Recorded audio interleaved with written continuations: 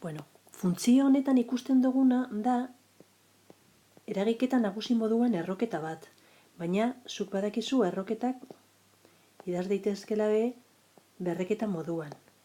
Eta orduan, erabiliko dugun erregela hau izango da. Funtzio bat daukagu, x-en menpekoa dan funtzio bat, eta berretzaile moduan konstante bat, bi eren. Bere deribatua orduan izango da. Legeak esaten duen moduan, konstantea, bi eren, orain, berreketa bera idazten dugu, baina berretzaileari bat kentzen diogu, bider, eta orain oinarrian dagoen funtzioaren deribatua. Hau da, x gehi 6 funtzioaren deribatua. Hori da, ipini behar duguna, azken biderkagai moduan. Orduan, egin behar duguna da, bi eren, orain hemen x gehi 6 berretuta dago minus bat erenekin, eta x gehi baten gehi 6-ren deribatua. X gehi 6-ren deribatua bat da. Orain egin behar duzun gauza bakarra da, berretzaile negatiboak zatitzailean ipini, positibo bihurtuta, eta gero, zatikiarra diren berretzaile horien ordez, ipiniko dugu erroketa. Bueno, funtzio honetan ikusten dugu eragiketa nagusia erroketa bat dela, bere barruan beste guztia gordeta dago, eta orduan idaz daitekela ere berreketa moduan. Beste adibide batzuetan egin dugun moduan. Hau da, idaz daiteke era honetan.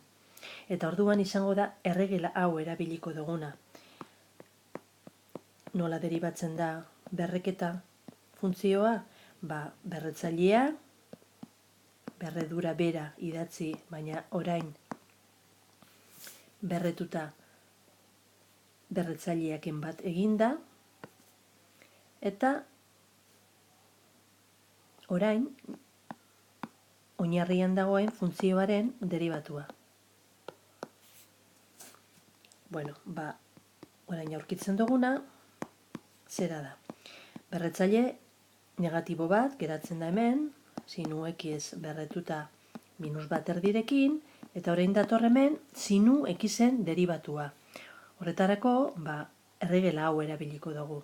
Erregela horrek esaten du deribatzeko sinua deribatu behar dugula. Sinu barruan dagoen funtzioa, kasu honetan x-en deribatua ipini beharko genduke, eta bere deribatua zuzenian ipini daiteke bat dela, eta gero, berriro, kosinu x. Orduan, hemen berretzaile negatibo hori positibo bihurtzen dugu zatitzailean idatzita.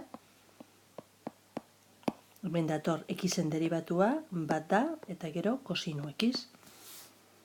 Eragiketak eginez, funtzioaren deribatua geratzen da.